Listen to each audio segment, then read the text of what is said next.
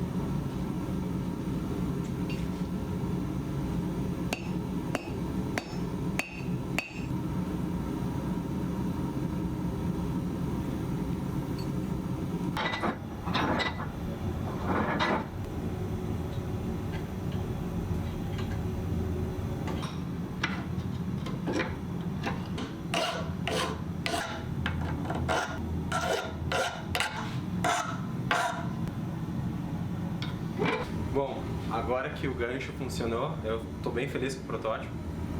Vamos fazer mais? Um monte deles, uns 5 ou 6. Vamos ver.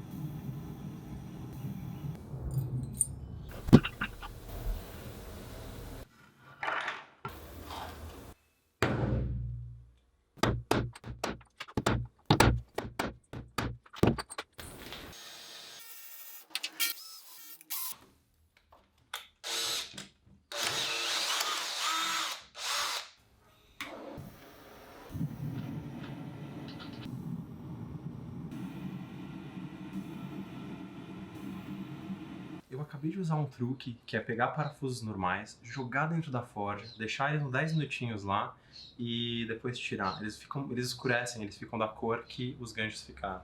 Então dá um acabamento muito mais bonito, mais harmonioso e fica muito mais bonito. Deixa eu ver se eu consigo mostrar pra vocês aqui. Bom, esses parafusos eram parafusos normais e agora estão escuros.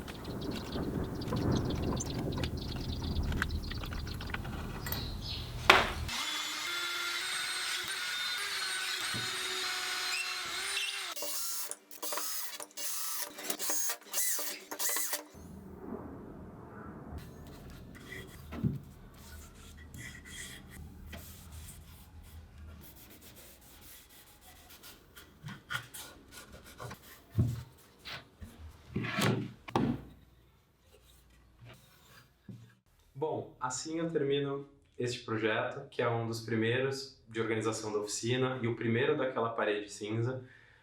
É algo que eu estou precisando já há um tempo. Eu chego com chave, óculos, mochila e eu deixo as coisas espalhadas por aí. Então isso aqui vai ser muito útil para começar a deixar o ambiente aqui organizado. Eu espero que vocês tenham gostado, se vocês se divertiram, foi um bom entretenimento. Não deixem de dar um subscribe, porque outros projetos vêm por aí. E obrigado por assistir. Tchau.